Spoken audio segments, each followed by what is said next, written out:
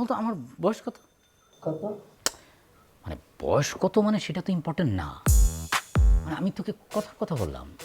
মানে আমার যা বয়স হয়েছে, আমি তো তোর বড় না, সেটা তো বড় কথা না না। না না আসলে হ্যাঁ, তো আমার কিন্তু এখনো বিয়ে হয়নি।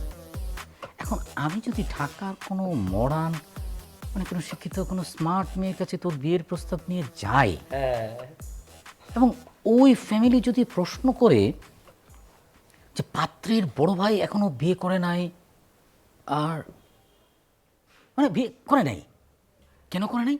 কেন? তার মানে এদের বংশে কোনো ঝামেলা আছে নিশ্চয়ই।